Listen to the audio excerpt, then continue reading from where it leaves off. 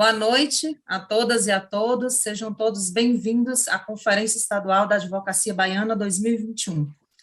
Agradecemos a todas e a todos por estarem presentes, ao nosso público que nos acompanhará através das nossas plataformas digitais, através do canal do YouTube. Agradecemos a todos, aos nossos honrosos colegas advogados, aos estudantes de direito, à sociedade em geral que estão hoje presentes para este segundo painel. Hoje trataremos do tema CNJ, CNMP e as prerrogativas da advocacia. Para isso, teremos a grande honra de contar com as presenças de três grandes advogados, três ilustres figuras, a doutora Sandra Krieger, o doutor André Gundinho e o doutor Jorge Hélio Chaves de Oliveira. E já nós agradecemos aos nossos palestrantes pela disponibilidade, por estarem aqui hoje conosco. Eu sou Elvira Santos, eu sou presidente da Comissão da Mulher Advogada da Subseção de Bom Jesus da Lapa. Estou hoje aqui representando a nossa presidenta, que originalmente seria a mediadora deste evento, mas infelizmente, por motivos de saúde, não pôde estar presente, a doutora Sandra Xavier. Então, eu gostaria aqui de registrar o motivo da ausência de doutora Sandra. Estou na difícil missão de substituí-la, né, e queremos, novamente, mais uma vez, agradecer a todos por estarem presentes nesse evento e desejar à nossa presidenta aí uma boa recuperação. De já eu sinalizo aos nossos palestrantes que cada um contará com 20 minutos de fala, né, nós teremos 1 hora impreterivelmente já, justamente em decorrência do adiantar da hora. E para dar início às nossas palestras, a nossa temática de hoje, nós contaremos e já convidamos a nossa primeira palestrante, a doutora Sandra Krieger, é assim mesmo, né, doutora, para não incorrer no erro de pronunciar seu nome equivocadamente. A doutora Sandra é advogada, mestre e doutora em Ciências Jurídicas pela Universidade do Vale do Itajaí, a Univale, professora titular de Direito Processual Civil na Universidade Regional de Blumenau, a FURB, conselheira federal da Ordem dos Advogados do Brasil pela seccional de Santa Catarina e conselheira e presidente da Comissão de Saúde do Conselho Nacional do Ministério Público. Doutora Sandra Krieger tem a palavra, tem 20 minutos. Muito obrigada. Eu cumprimento inicialmente a organização desse evento pela sua grandeza, na pessoa do Dr. Fabrício Castro Oliveira, que é o nosso querido presidente da Seccional Baiana, e que me dirigiu o convite inicialmente, e eu fico muito grata a ele, e em nome dele cumprimento toda a diretoria da Seccional Baiana, nossa co-irmã, aqui eu falando de Santa Catarina. O vice-presidente do Conselho Federal da OAB, também oriundo da Advocacia Baiana, nosso querido Luiz Viana. Cumprimento ainda, preciso fazer esse registro, você falou, Esther, em Comissão da Mulher Advogada, grande ícone da mulher da advocacia feminina brasileira, que representa, não só no Conselho Federal, mas em todas as instituições, a nossa querida Daniela Borges, presidente da Comissão da Mulher Advogada, que, além de tudo, é minha grande amiga. Eu tive esse privilégio de contar com a amizade dela. Assim como da Ilana Kátia, nossa conselheira federal pela Bahia também, nós dividimos o cenário, né, e o cargo de conselheiras federais da OAB lá no Conselho Federal. Queria também cumprimentar os integrantes dessa dileta mesa, o ministro André Gundinho, com quem eu tive o privilégio de também ser conselheira federal, agora que ele está emprestado para a magistratura, e há um tempinho só, né, Godinho? Foi um grande prazer e uma grande honra partilhar com você os espaços da OAB e agora esse evento aqui da Bahia. Queria também cumprimentar o nosso caríssimo professor e jurista, doutor Jorge Hélio, a quem eu rendo aqui as minhas homenagens por toda a extensa lista de exercício da profissão, inclusive nos conselhos e em tudo que diz respeito ao exercício das prerrogativas profissionais. Eu fui muito feliz no convite de Vossa Excelência aqui nesse painel. E a querida Elvira, a nossa dora aqui, a quem incumbe a triste missão de controlar o nosso tempo e fazer com que ele se otimize. Senhoras advogadas, senhores advogados baianos, todos os estudantes que nos assistem. Para mim é uma honra estar aqui para falar do CNMP e a sua relação direta com as prerrogativas da advocacia. Fazendo uma digressão necessária, o Ministério Público Brasileiro, dada a sua condição constitucional, vem, em 1988, com a nossa Carta Magna, a nossa Carta Cidadã. E falando em cidadania, o Constituinte originário outorgou ao Ministério Público Brasileiro uma missão de representar a sociedade. Até então, os promotores de justiça, os denominados promotores de justiça, eram também procuradores do Estado. E essa figura se dividia, ora, em defensor da sociedade e, ora, em defensor do próprio ente estatal, da pessoa política.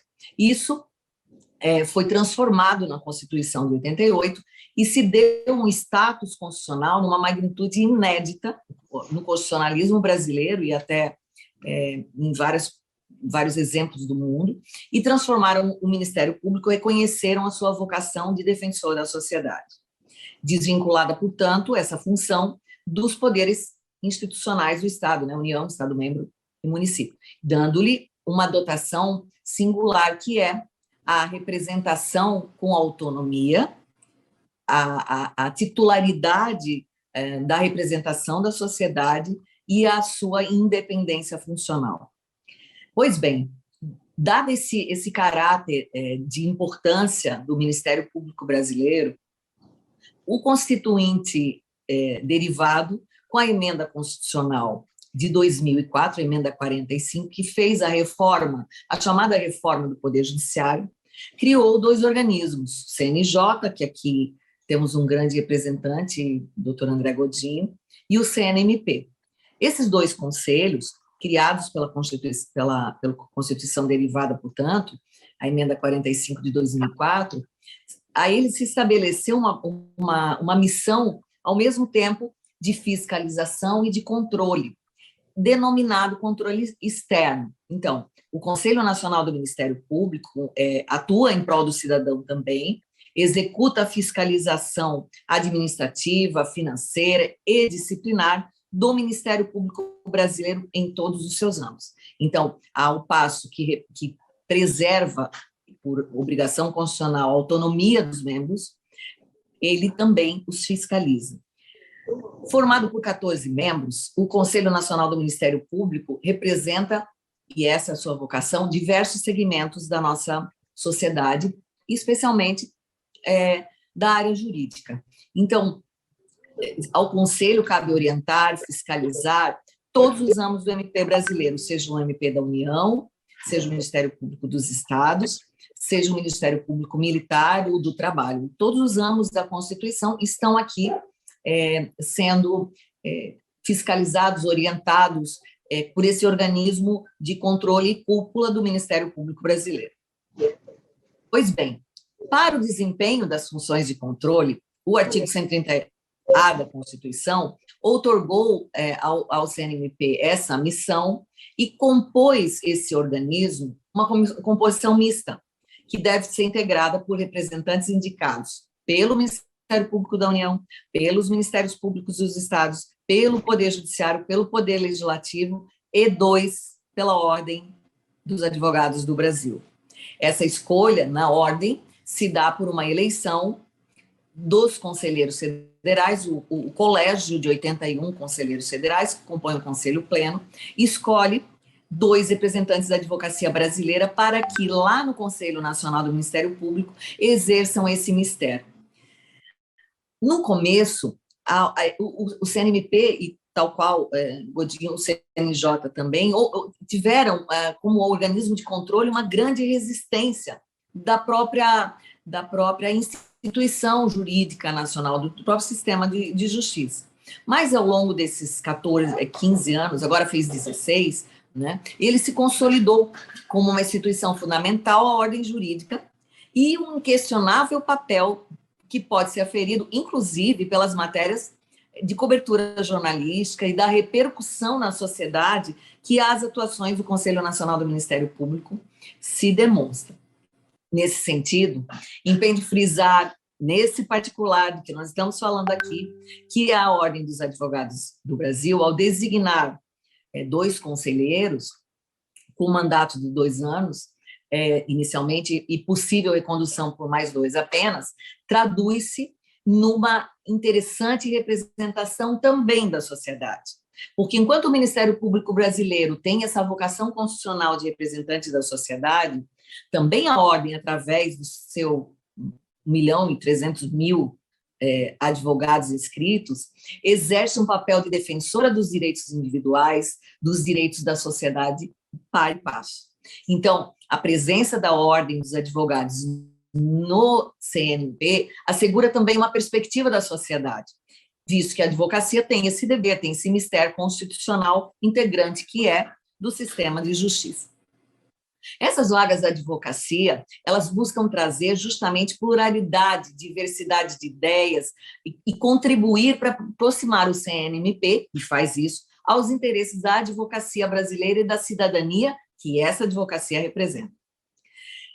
E falando em advocacia, essa atividade é, por si só, uma atividade de resistência por excelência. Então, nós temos, numa missão, o combate a qualquer ofensa de direito, o combate à ofensa à efetividade de direitos e, consequentemente, deve a Ordem guardar a advocacia, né, a lá representada, guardar um tratamento diferenciado quando exercida e, de modo particular no CNMP, assegurar, ao mesmo tempo, condições plenas para o exercício da advocacia. Então, vejam a perspectiva do Conselho, o seu nível de importância, na medida em que, ao mesmo tempo que fiscaliza a atividade dos membros ministeriais, a representação externa da Ordem, ela garante justamente o exercício das liberdades individuais e se contrapõe ao abuso de prerrogativas.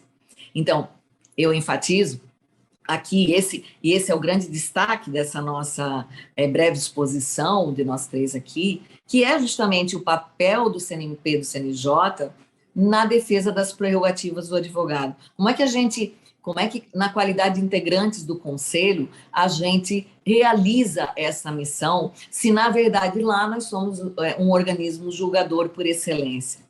Vejam que esse papel plural e de diversidade de ideias que a Constituição outorgou ao CNMP ressalta a importância da preservação das prerrogativas por uma razão muito particular.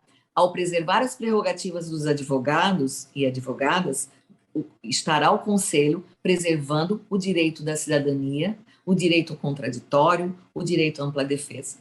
Então, nesse sentido, o CNMP tem um papel fundamental. E na condição de conselheira do Conselho Federal da Ordem por Santa Catarina, integrante do mandato de Conselho Nacional do Ministério Público, eu vou destacar 5 ações concretas em que isso se revelou.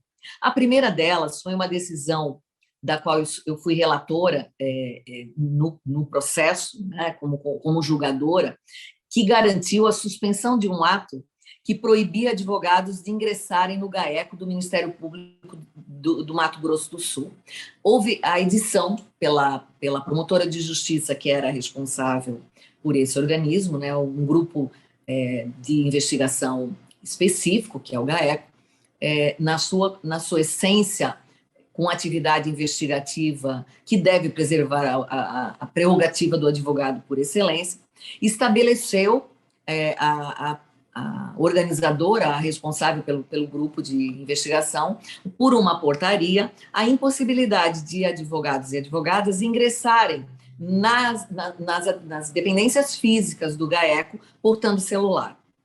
Entendendo que essa situação dessa disciplina, dessa ordem normativa lá editada, viola o artigo 7.6 da Lei 8.906, que é o nosso Estatuto da Advocacia, que garante que o advogado acesse livremente qualquer dependência, nós entendemos por suspender a eficácia dessa decisão por liminar e levar a plenário o entendimento de que, se os servidores e se os membros do Ministério Público, promotores de justiça, ingressam nessa repartição que é pública por excelência, podendo portar celulares, não poderia ser diferente para os advogados, sob pena desse gravame implicar na violação de defesas, não só de prerrogativas dos advogados, mas também na defesa intransigente do seu cliente. Segundo ponto a ser ressaltado, a decisão que exarei em março de 2021 para determinar que fosse assegurado no Ministério Público Estadual de Maranhão, a pedido, inclusive, da própria Ordem dos Advogados do Brasil, seccional do Maranhão, que se tivesse acesso efetivo aos membros do Ministério Público Estadual, lá do Maranhão, na pandemia. Havia que a ordem que nos trouxe isso, inclusive ao Conselho Nacional, né, não a mim em particular, mas ao Conselho Nacional, e foi a mim distribuída a decisão, no sentido de garantir que a sociedade em si e os advogados em particular tivessem contato com promotores de justiça e procuradores de justiça, porque não havia. Então, não havia no site, não havia em divulgação de WhatsApp, não havia um acesso direto, e sim apenas uma referência a um número que caía numa central. Com essa decisão, eu determinei que houvesse a disponibilização de link, de destaque de página, que não havia, e, enfim, se desse a informação capaz de estabelecer um viés, uma ligação entre o membro diretamente com o advogado ou com o interessado. Porque identifiquei naquela ocasião que havia uma deficiência de informações de como acessar o sistema de justiça por meio daquelas situações que se precisaria da atuação concreta do promotor de justiça estadual. O terceiro ponto, e aqui já me avanço um pouquinho para o fim, foi a regulamentação do atendimento online às partes no âmbito do Ministério Público. Chamado plataforma MP Online, a concepção dessa ideia foi trazida por integrantes, membros do Ministério Público que integram o Conselho Nacional do MP. E, nesse sentido, propuseram inicialmente que houvesse a possibilidade de processos online, tal como no judiciário, de atos investigativos, de atendimentos, permitindo às partes optar por essa escolha, né, de que se desse todo o procedimento junto ao Ministério Público de forma online. Acrescentamos a essa discussão, na condição de representantes da advocacia, uma situação bem específica, que acrescentou na disciplina uma outra visão, outro norte, que é essa nossa missão, de estabelecer uma normativa lá inserida no MP Online, que sim, é possível a gente utilizar a tecnologia em prol do atendimento do cidadão, desde que, novamente, repito a situação concreta anterior, se garanta o acesso do cidadão e do advogado, em particular, ao promotor diretamente. Se for o atendimento online, ele tem que saber qual é o link, ele tem que ter um número de WhatsApp funcional do promotor de justiça, que seja ele mesmo membro, que de alguma forma atenda naquele horário especificado, enfim, e em 48 horas. Então, essa disciplina reconhece a viabilidade de estabelecimento de um procedimento administrativo online, desde que é respeitado esse regramento. Mais um exemplo foi a proposta de resolução que, decorrente desses 15 anos, 16 agora fizemos, de Conselho Nacional do Ministério Público, esse órgão é, por excelência, um órgão que o acesso é direto pelo cidadão. Então, isso significa dizer que uma pessoa que quer estabelecer algum tipo de investigação, de controle, de reclamação de membro do Ministério Público de qualquer dos seus ramos, ele pode interpor essa reclamação diretamente ao CNMP. Essa representação, essa notícia de fato, enfim, a conformidade com o regimento interno dará uma configuração processual, e essa discussão tramitará dentro do CNMP. Então, não há necessidade para que o cidadão acesse o CNMP da constituição de um advogado a priori, mas verificou-se agora, nessa última configuração da composição do Conselho, que era necessário que, no âmbito das sustentações orais, que graçaram muito até pelo acesso que a videoconferência agora nos dá, né, ministro André Godinho, a gente tem uma participação muito maior, mais efetiva, de advogados, de promotores, de procuradores lá se defendendo, e também das partes, que podem ingressar com o link em qualquer rincão do país que elas estejam. Só que a gente, nessa experiência 16 anos de ainda adolescência do Conselho, que havia necessidade da gente garantir a essa cidadania que ela fosse representada por advogado nas sustentações orais.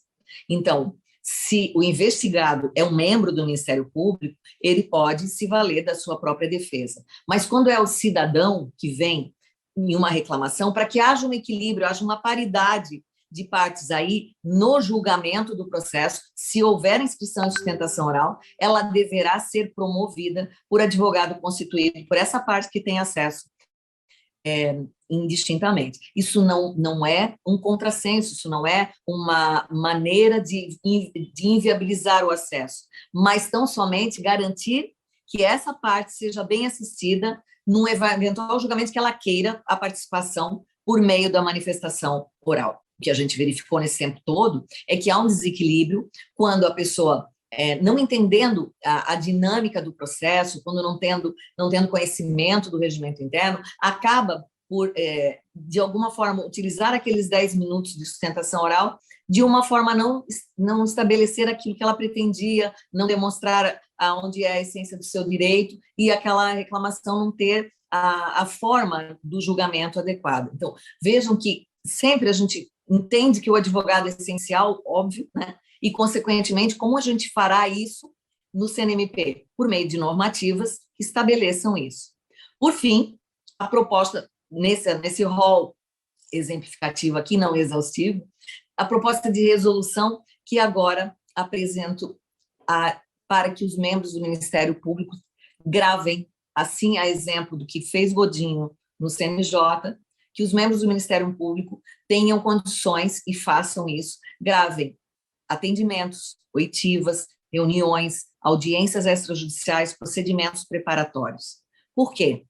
O requerimento, inclusive, foi formulado pela OAB de Santa Catarina e eu apresento a proposta de resolução agora nessa terça-feira na sessão, que a utilização, de novo, do sistema eletrônico de gravação, ela garante justamente a inviolabilidade dos direitos, a preservação das prerrogativas, porque, por evidente, nós demos conta lá que há muita violação de prerrogativa por abuso de autoridade, por arbitrariedade de membros, que não são a regra, mas que essa exceção só vem a confirmar a regra, que a gente precisa preservar a autonomia, a prerrogativa do advogado, porque é dessa forma que nós conseguimos realizar o direito, é dessa forma que nós conseguimos fazer justiça.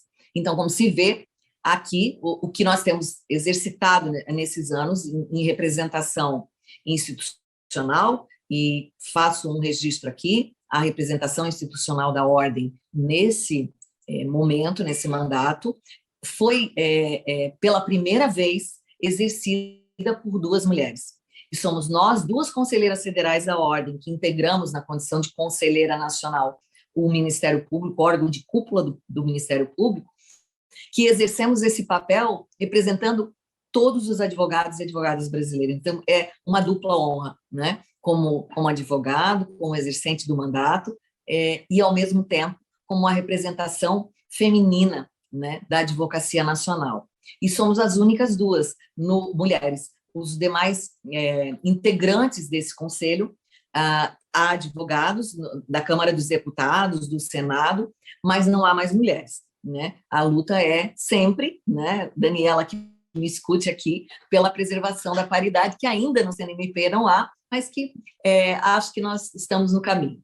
Por fim, queria registrar vocês todos que essa é a designação que nós entendemos que é fundamental ao exercício do nosso papel de representantes da advocacia nesse conselho. É de preservar as prerrogativas como obrigação do Ministério Público. E, nesse sentido, qualquer autoridade pública que mereça e precise ser cobrada, mereça e precise ser investigada disciplinarmente por condutas que violem as prerrogativas dos advogados, devem, por obrigação nossa, serem instauradas. Não é a regra, como eu falei, os membros do Ministério Público, assim como nós advogados e como os juízes e como os defensores públicos, integram o sistema de justiça e a gente tem consciência de cada um de nós, o nosso papel e o respeito pelos outros que o integram. Mas, quando esse desrespeito é patente, quando a gente verifica a violação, dessas prerrogativas profissionais de nós, advogados, na defesa dos interesses intransigentes dos nossos clientes, a gente entra numa zona constitucional das nossas atribuições. E esse trabalho tem sido possível externar para todos os âmbitos do Ministério Público, um olhar da advocacia. É assim que eu vejo o nosso papel no Conselho Nacional do Ministério Público e na defesa intransigente das nossas prerrogativas profissionais. Eu agradeço mais uma vez a organização do evento, pelo convite, pela honra de participar aqui com essa mesa desses dois juristas tão brilhantes e que me engrandecem muito de poder igualmente participar aqui. Boa noite a todos e a todas. Boa noite, professora e doutora Sandra Krieger. Nós agradecemos a sua participação, por ter aceitado o convite, né, da nossa subseção, da nossa seccional, perdão, estar conosco hoje.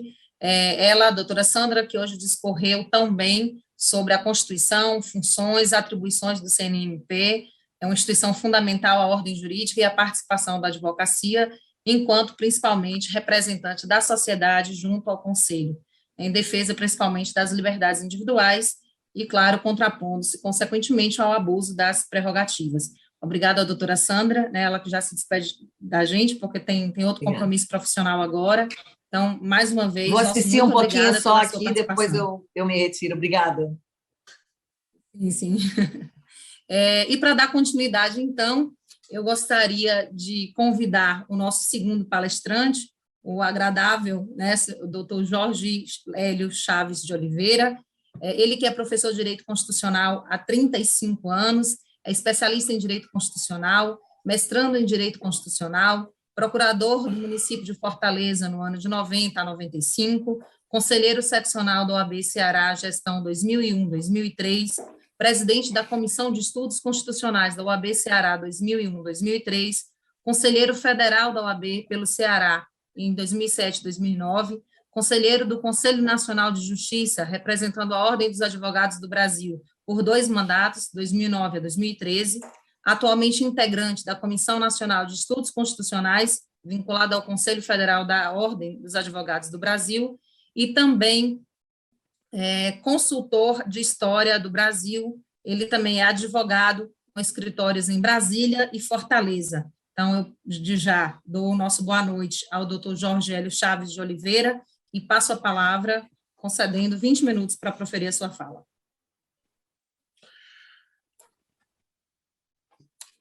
Boa noite a todas, a todos. Cumprimento a nossa mediadora, a doutora Elvira Santos, que é presidente da subseção, pelo que eu pude capturar aqui, de Bom Jesus da Lapa, e membro da Comissão da Mulher Advogada.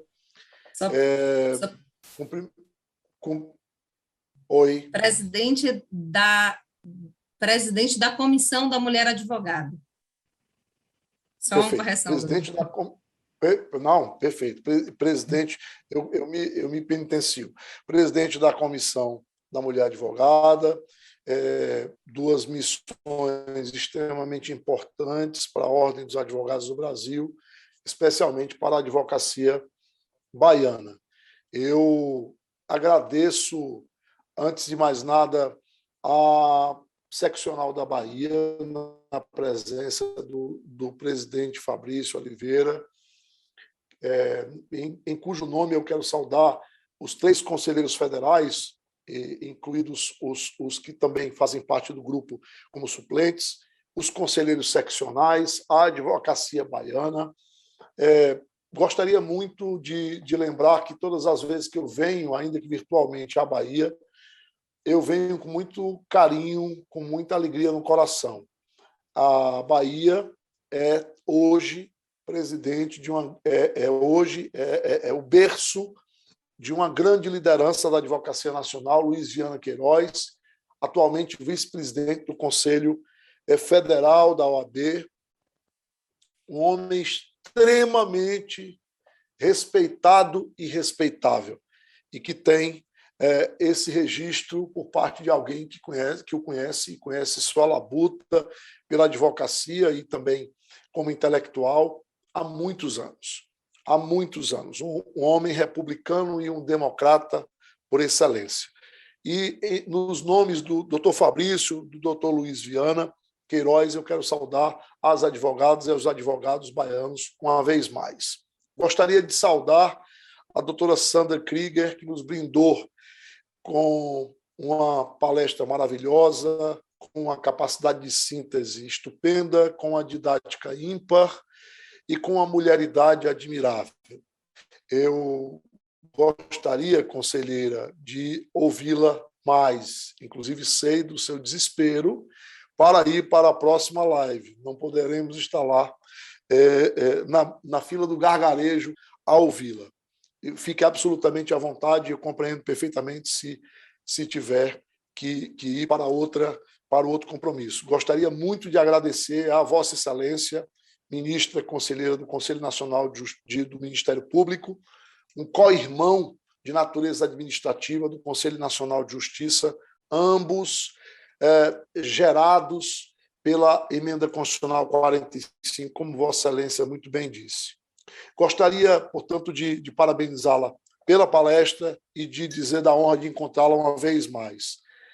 Vossa Excelência tem razão, as duas mulheres que formam a primeira dupla numa representação da ordem fora da ordem no bom sentido, realmente nos honra, uma dupla que nos honra. Vossa Excelência nos honra muito, nos dá muito prestígio no Conselho Nacional do Ministério Público. Gostaria de saudar o nosso confrade, atual conselheiro, ministro conselheiro do Conselho Nacional de Justiça, André Godinho, que eu conheço de longa data e que sinto, sempre digo isso de público, eu tenho um horror, doutor André, conselheiro André, ministro André, eu tenho horror a dizer isso vis-à-vis. Eu não gosto de fazer isso.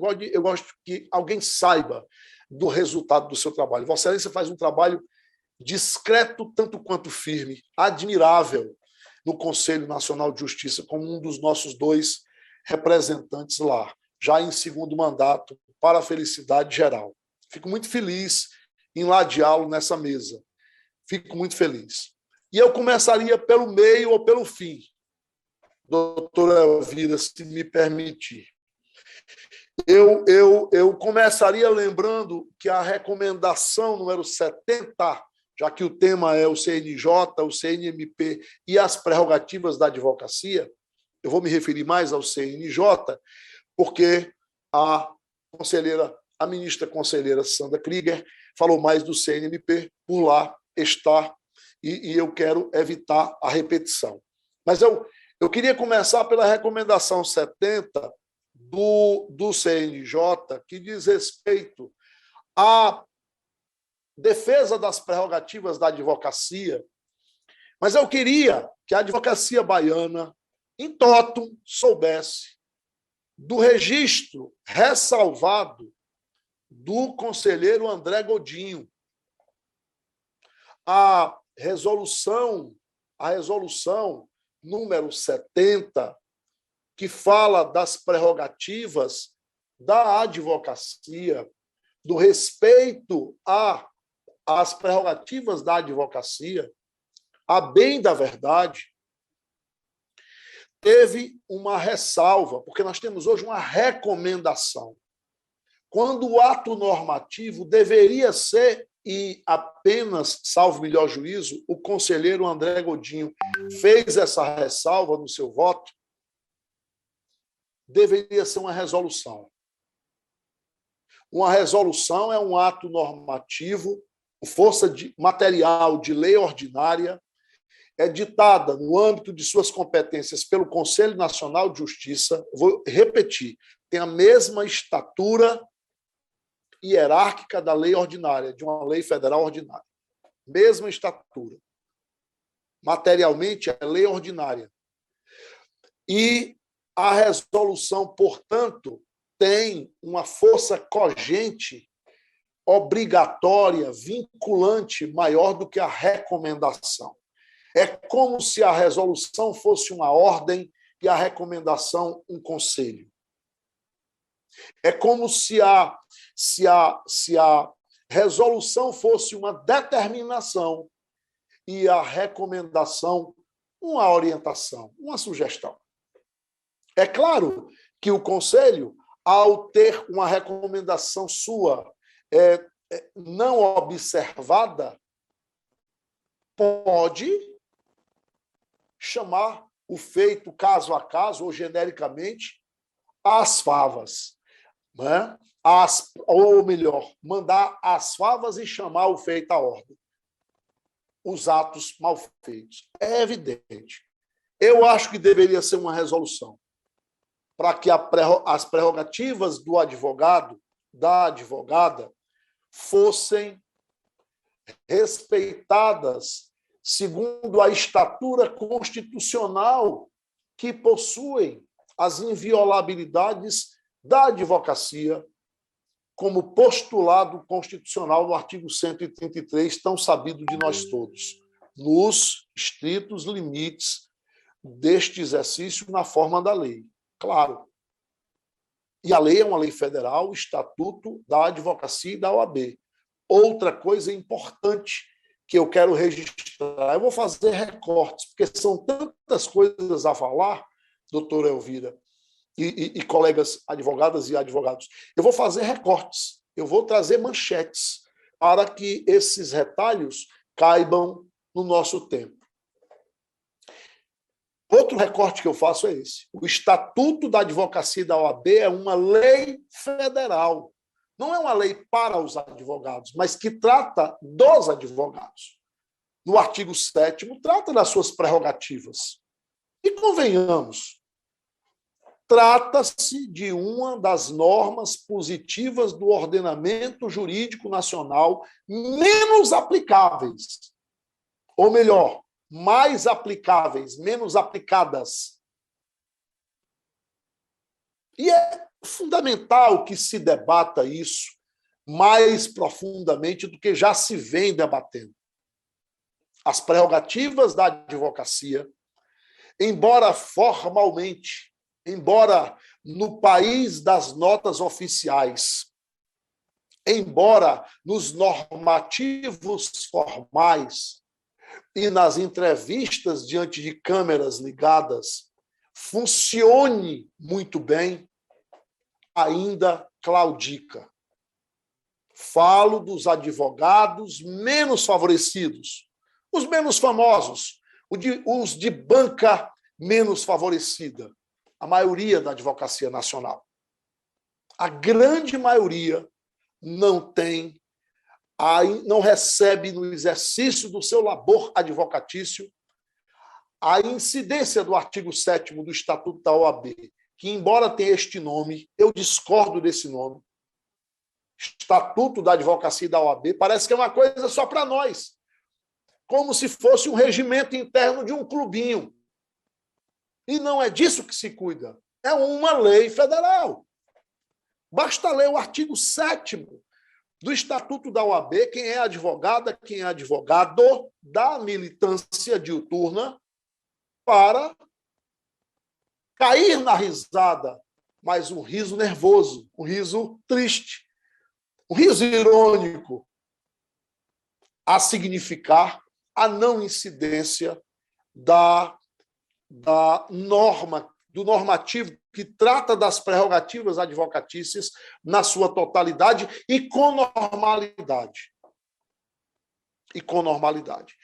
Isso decorre de uma compreensão doutrinária que também não se revela na prática, sejamos claros, segundo a qual o sistema de justiça, que na Constituição vai ali do artigo 92, quando começa a tratar do judiciário, passando pelo Ministério Público, a partir do artigo 127, passando pela advocacia pública, a partir da AGU, a partir do 131, 132, e chegando à OAB 133 e defensorias públicas 134, 135, ou seja, o sistema de justiça que compreende esses atores e instituições tem normativos constitucionais da mesma estatura hierárquica e de incidências desiguais. Não há hierarquia entre advogado e magistrado. É uma outra expressão que quem labuta no dia a dia, ou de um lado ou do outro do balcão, como se costuma dizer vulgarmente, coloquialmente, sabe que isso não é verdade. Sabe que isso não é verdade. Então, nós precisamos, de forma republicana, sentar a uma imensa mesa para definir esses papéis de maneira mais condizente com os normativos disponíveis. Eu vou dar algumas exemplificações. O Conselho Nacional de Justiça ainda não tem, fala-se de um projeto de lei, mas ainda não tem uma lei a regulamentá-lo. A regulamentação do Conselho Nacional de Justiça é feita pelo próprio regimento interno. O regimento interno do CNJ, só para dar um exemplo da questão das prerrogativas dos advogados. A doutora Sandra, a ministra conselheira Sandra Krieger, foi muito feliz, eu não quero ser repetitivo, vou só enfatizar, ao afirmar que a representação da advocacia nesses conselhos é para arejá-los, é para garantir-lhes uma pluralidade, é para trazer a eles uma mentalidade do lado do muro para fora do judiciário. Então, é interessante haver um representante da sociedade civil eleito pela Câmara dos Deputados, vindo do Senado Federal. A representação política é importante. 2 representantes da OAB, 2 representantes do Ministério Público, eu falo do CNJ agora, que tem 15 membros, 9 dos quais são da magistratura. Aí vem uma discussão. Trata-se de um órgão interno ou um órgão de controle interno ou de controle externo? Ao elaborar o normativo que trata da criação e da estruturação do CNJ, o legislador constituinte derivado, ao fazer a emenda, ao aprovar a PEC, que se tornaria a emenda constitucional número 45, de dezembro de 2004, estabeleceu que o Conselho Nacional de Justiça e o Conselho Nacional do Ministério Público eram órgãos administrativos, o que depois foi configurado, natureza que foi confirmada pelo Supremo Tribunal Federal.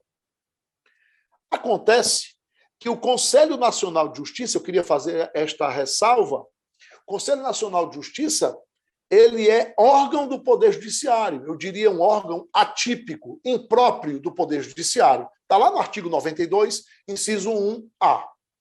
É órgão do Poder Judiciário. No entanto, ele não exerce função judicante.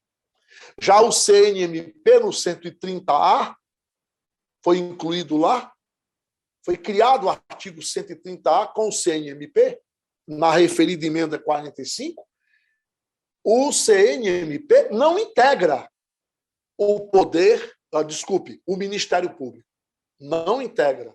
Não é órgão integrante do Ministério Público. Essa é uma diferença interessante para a gente pensar, porque a gente reflete sobre isso. O CNMP não é órgão do Ministério Público. Olhemos o artigo 128. Quais são os órgãos do Ministério Público? Lá não está no 127, lá não está o CNMP. O CNMP é, portanto, um órgão de controle externo do Ministério Público, embora a sua composição, majoritariamente, seja dos seus 14 membros, seja de membros do Ministério Público e sua presidência seja a mesma da chefia do Ministério Público da União, o Procurador-Geral da República. Muito bem. O CNJ, Conselho Nacional de Justiça, então, com o evoluir nesses 15, 16 anos, agora 16 anos de idade de funcionamento, começou em 2005, o CNJ é tido como órgão de controle interno da magistratura.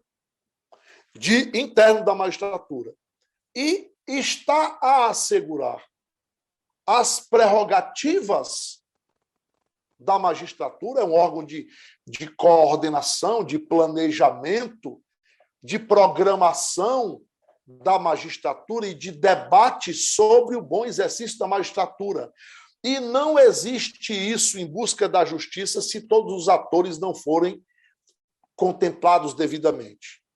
Eu volto a 2 exemplos para caminhar, doutora Elvira, para o final da minha fala, já que meu tempo já está se exaurindo.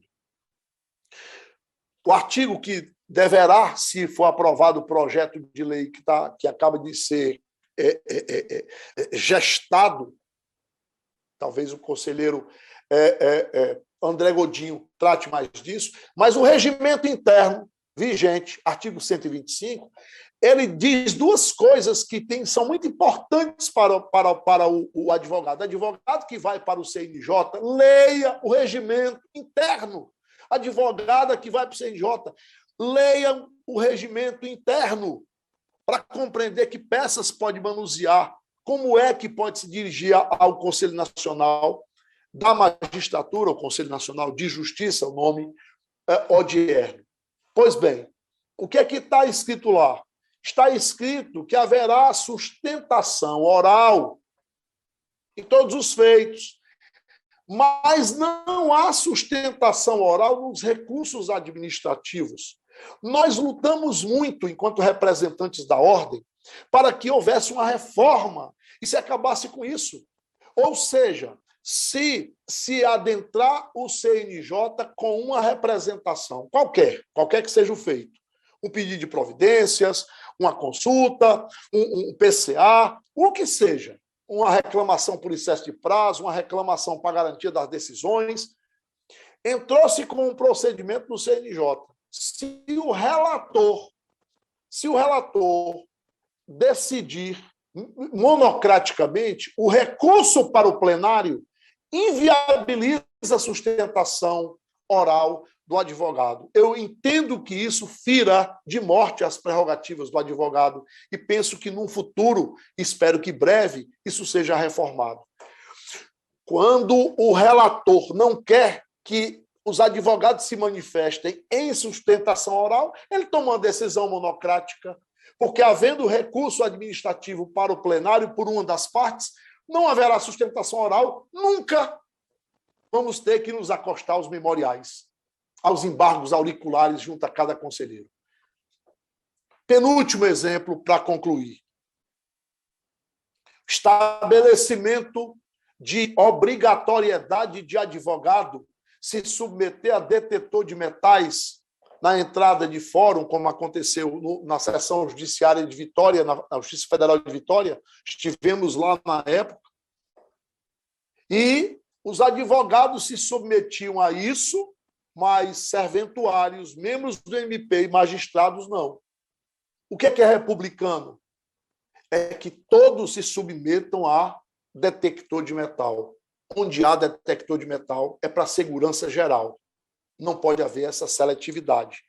Acho que isso ofende as prerrogativas dos advogados. Um conselheiro, doutora Elvira, já caminhando para o final, um conselheiro da magistratura, muito honroso, muito honrado, muito respeitável, me questionou na ocasião. Nós trabalhamos ali no fórum. Eu disse, nós também. Ele disse, lá é nossa casa. Eu disse, lá é a casa da justiça, não é nossa. E a submissão... Então, vamos fazer o seguinte, a gente tira a obrigatoriedade dos advogados de se submeterem. Eu disse, não é disso que se cuida. Não é de privilégios, mas de garantias, é de isonomia. Todos se submetem, ou ninguém se submete a detetor de metais. E, por último, eu não podia deixar de falar disso em 30 segundos, prometo, presidente. O caso do advogado público preso e fotografado com pijama listrado de preso em Mato Grosso do Sul. Ele simplesmente Na época, entendeu-se que era razoável e nós nos voltamos contra isso, porque o advogado público ele não defende exatamente por causa da escusa de consciência. Ele tem um dever funcional, inclusive empregatício, inclusive é regido por uma lei complementar específica, que rege a obrigação sua de agir. Portanto, a prisão de advogado durante o seu exercício, sem que lhe seja imputada a condição de cometedor de crime, ou de irregularidade ou de ilegalidade, sem o devido processo legal, é absolutamente, flagrantemente atentatória às prerrogativas dos advogados. E contra isso, o CNJ e o CNMP também têm que lutar. Eu agradeço a todos. Há muitas coisas para conversarmos sobre isso. Quero saudar de novo, ou melhor, por meio da doutora Elvira Santos, ao doutor André Godinho, conselheiro do CNJ, que nos honra tanto nessa representação, a conselheira Sandra Krieger, do CNMP, que já deve ter ido a seu próximo compromisso, mas quero saudar de público, e a todas as advogadas e advogados da Bahia. O meu fraterno abraço. Muito obrigada ao doutor Jorge Hélio Chaves de Oliveira pela sua explanação. Ele que tratou mais especificamente sobre o CNJ, a necessidade da defesa das prerrogativas, para conferir a elas prerrogativas, a estatura constitucional de que goza. Ressaltou a importância do Estatuto da Advocacia e o desrespeito à norma referida, especialmente por se tratar de lei federal, e a importância da representatividade da advocacia e de outros segmentos no Conselho Nacional de Justiça. Muito obrigada ao doutor Jorge Hélio, mais uma vez, pela sua contribuição, pela sua excelente explanação. Para dar continuidade à nossa programação, eu convido agora o nosso último palestrante, o doutor André Godilho. Doutor André, que trará a sua contribuição sobre a temática proposta, ele que é conselheiro do Conselho Nacional de Justiça, ouvidor nacional de justiça nos anos de 2019, 2020 e 2020-2021, mestrando em Direito e Ciências Jurídicas pela Universidade de Lisboa, pós-graduado em Processo Civil pela Universidade Federal da Bahia e em Direito Eleitoral pela Universidade Maurício de Nassau. Com a palavra, o doutor André Godilho. Boa noite, doutora Elvira. Em seu nome, quero saudar todos os advogados e advogados baianos, especialmente os advogados do interior do nosso estado, da região oeste, a qual a senhora pertence e representa, os valorosos colegas.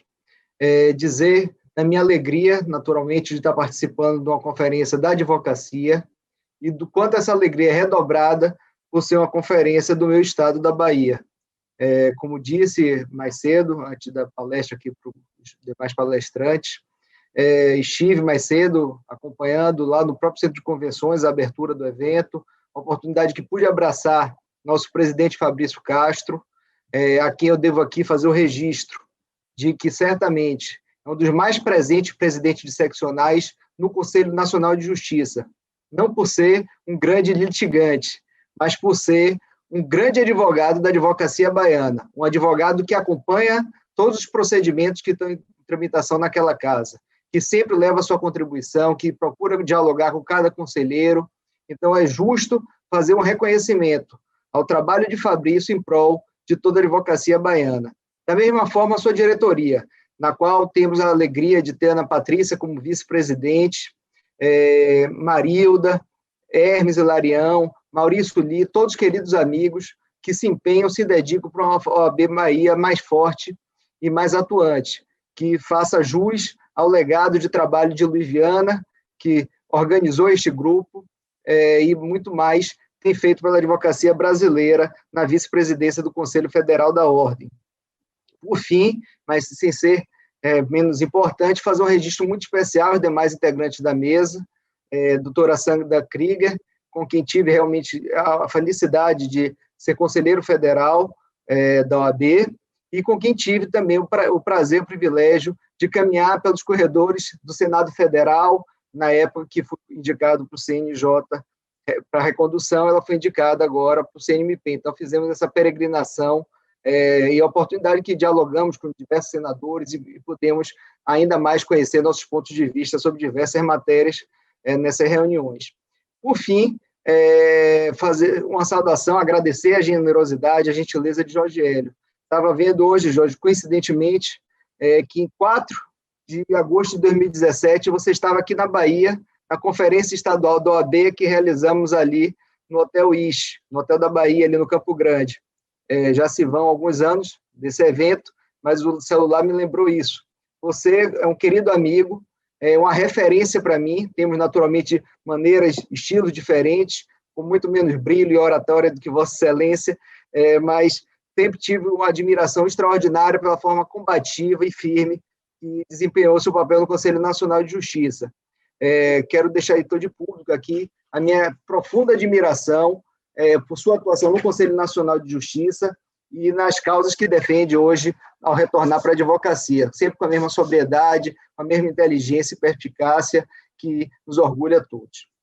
Feita essa introdução, e depois de ter tido a fala da querida Sandra Krieger e do Jorge Hélio, me permitam fazer um direcionamento de minha fala para outros aspectos, especialmente porque, por ser aqui da Bahia, tive ao longo desses 4 anos quase já de mandato no Conselho Nacional de Justiça, especialmente nesses últimos, a oportunidade de fazer diversas manifestações aqui para a advocacia baiana, e mesmo durante a pandemia, diversas lives em que fomos tratando de resolução por resolução que foram editadas, decisões que vinham sendo tomadas. Então, me penso que, para grande parte do público que nos ouve agora, seria repetitivo falar da Resolução 313, da Resolução 314, da Resolução 318, que, para mim, são das mais importantes do período da pandemia, mas dizer que ali, nesse período de pandemia, sobretudo, Jorge, nosso papel mudou muito no Conselho Nacional de Justiça. Naturalmente, que é um momento inesperado e que o CNJ passou a ter uma função muito grande de orientar os tribunais, tentar dar uma coerência, uma organicidade para esse momento que vivíamos. E ali, o mais importante era preservar a independência da advocacia, a importância da advocacia, e recordo aqui, por exemplo, que nas primeiras resoluções nós trouxemos dispositivos em que a simples petição, manifestação do advogado que não poderia cumprir um prazo processual era suficiente para que esse prazo fosse devolvido durante o período de agravamento da pandemia. Muito mais fizemos também na Resolução 318 em relação ao momento de lockdown e diversas decisões que tivemos que tomar em pautas que aconteciam 3 vezes por semana, pautas extraordinárias, só para julgar procedimentos de Covid. A nossa preocupação foi sempre essa. Diante do momento ainda mais grave que vivíamos para a advocacia brasileira, nosso papel foi de termos normas claras que orientassem a advocacia e todo o poder judiciário e resguardasse o papel do advogado nesse momento tão difícil. Mas, de lá para cá, Jorge, me parece que o anseio da advocacia vem se modificando.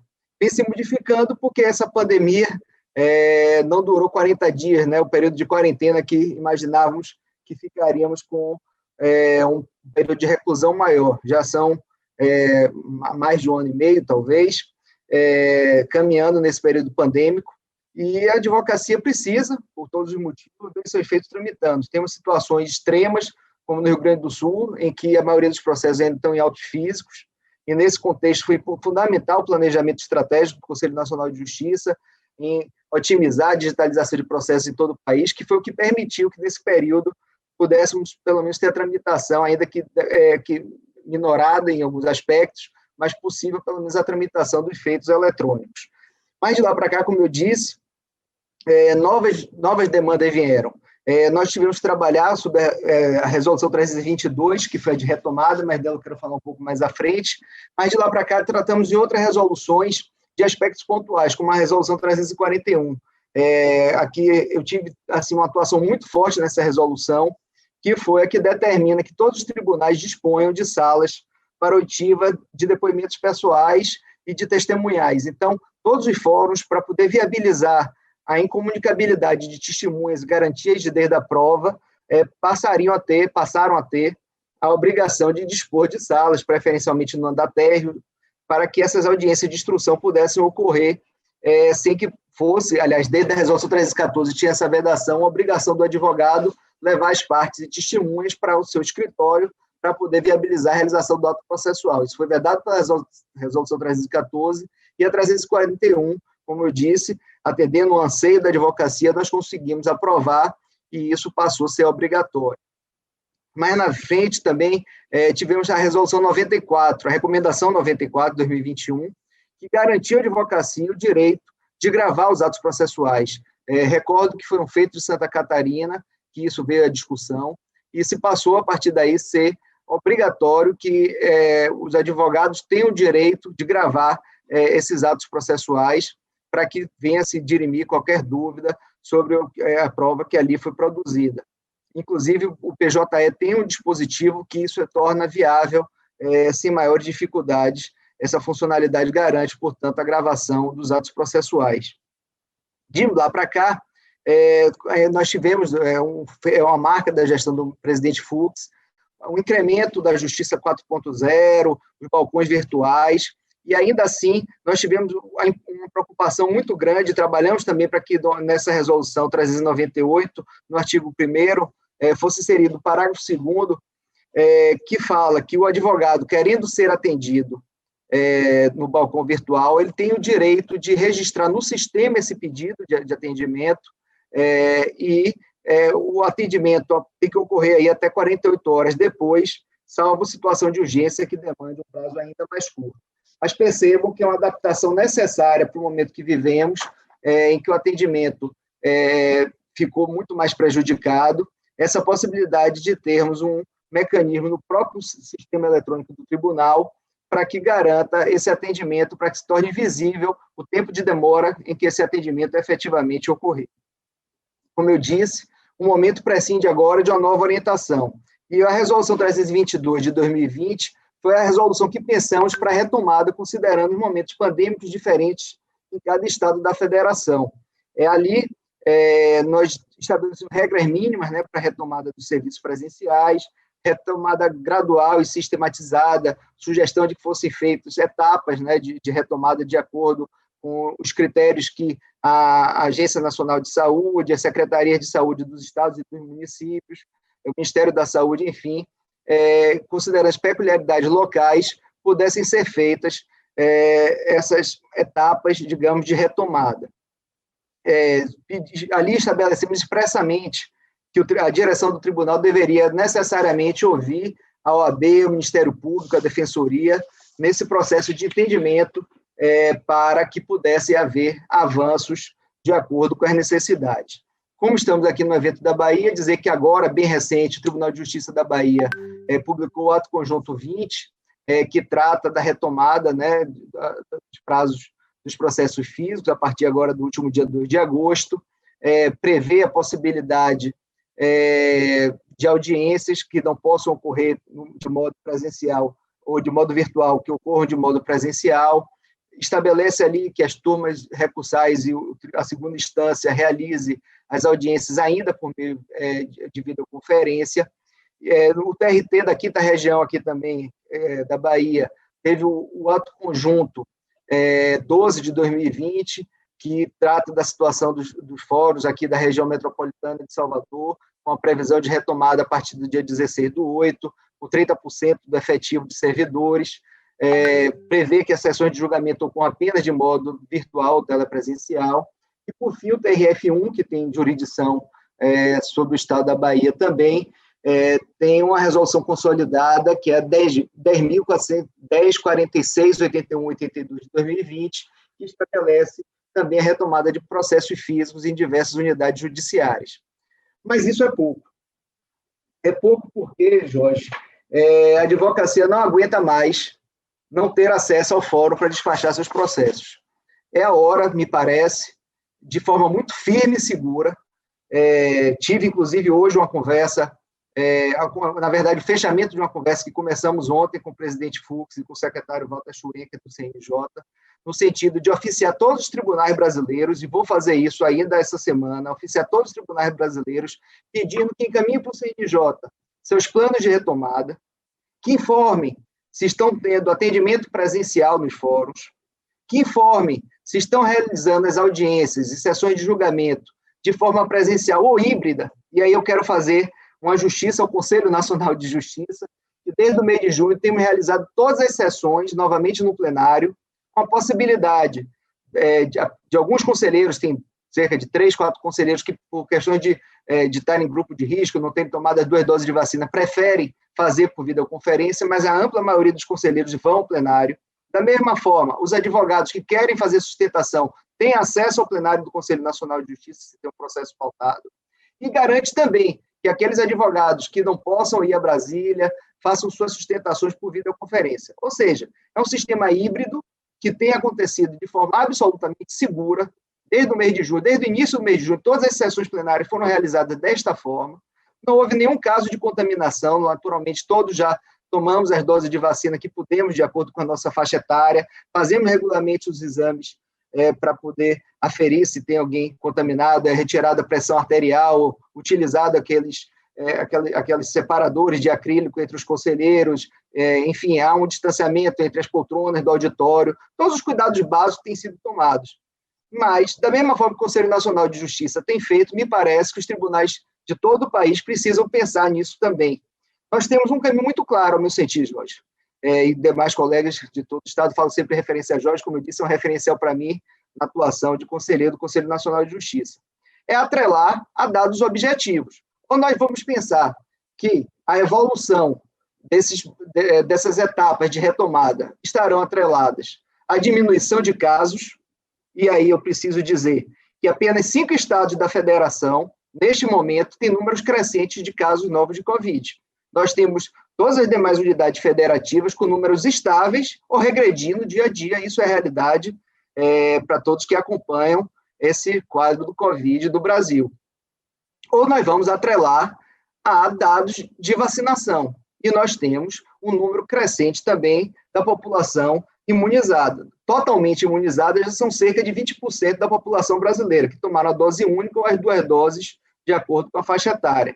E nós temos cerca de 50% da população brasileira que tomou pelo menos uma dose da vacina para imunização contra o coronavírus. Bem, esses são dados claros. Nós temos que atrelar a retomada a algum desses fatores. Relembro aqui aos demais, a todos os colegas que nos assistem, que no caso do julgado recente do Supremo Tribunal Federal, a vacinação no Brasil é obrigatória. É obrigatória, mas não pode ser forçada. Mas o Supremo Tribunal Federal decidiu que podem ser determinadas medidas restritivas para aqueles que não querem se submeter, porque esse, infelizmente, é um dilema que nós vamos ter ainda que enfrentar do Conselho Nacional de Justiça. E aqueles servidores que entendem que não devem tomar, ou porque são negacionistas, ou porque têm medo de tomar a vacina, seja lá o que for, ele fica isento de retornar às suas atividades laborais, e aquele advogado, aquela parte também que não quis tomar nenhuma dose da vacina, ele pode acessar as dependências do fórum. São dilemas que nós vamos ter que enfrentar.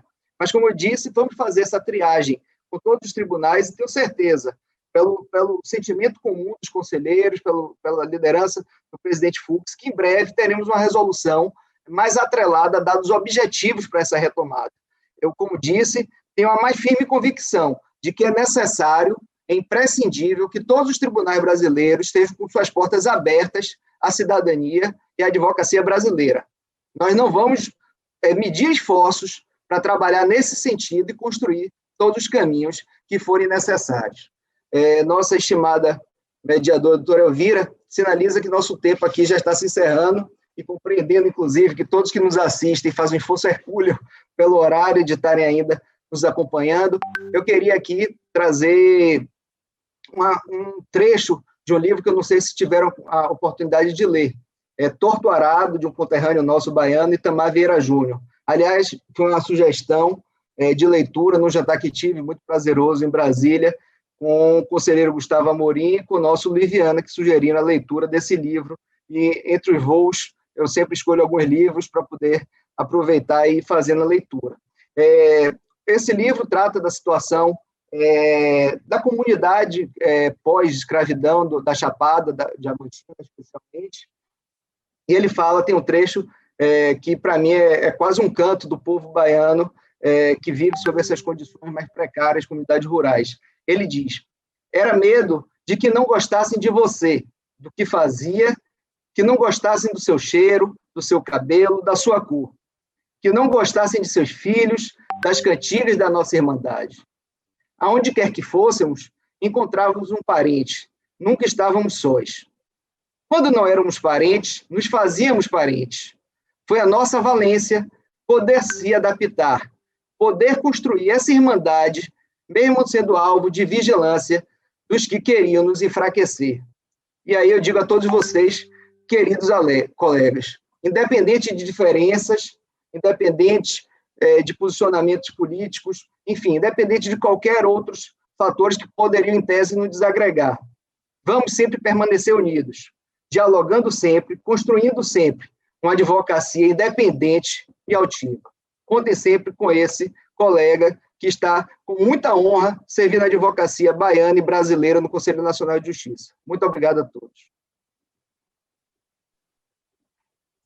Muito obrigada, doutor André Godilho, pela sua participação, pela sua contribuição, especialmente por tratar dos impactos da pandemia, as ações tomadas junto aos conselhos para garantia das prerrogativas, inclusive a retomada dos serviços jurídicos em todo o Brasil, especialmente a dificuldade da advocacia em exercer a profissão, sem que os advogados tenham acesso aos fóruns nacionais, sem que se consiga, por exemplo, garantir as sustentações orais, enfatizando principalmente aí a retomada, os planos de retomada nesse pós-pandemia. Muito obrigada, doutor André Godilho. Em continuidade, e aí já encerrando também o nosso painel, eu gostaria mais uma vez de agradecer a presença, né, a aceitação do doutor Jorge Hélio Chaves de Oliveira, do doutor André Godilho e também da doutora Sandra Krieger, que esteve conosco, né, na participação deste painel. Obrigada a todos vocês pelo convite, e aí, em nome de toda a seccional, de toda a organização do evento, dizer que foi um prazer imenso tê-los conosco. Nós gostaríamos também de agradecer a todos que estão nos assistindo através da nossa plataforma virtual, especialmente pelo nosso canal do YouTube da OAB Bahia. Agradecer especialmente e parabenizar ao nosso presidente da seccional, Fabrício de Castro, ao doutor Hermes Hilarião, nosso tesoureiro também pelo convite, e a todos os organizadores do evento. Dizer a todos que os nossos painéis continuam, né? Não saiam, o evento continua, tem muita palestra, muitos outros painéis, muitas outras discussões que vão ter continuidade a partir de agora. Mais uma vez, então, muito obrigada a todos os nossos palestrantes e obrigada a todos que estiveram conosco nessa Conferência Estadual da Advocacia Baiana. Boa noite a todos.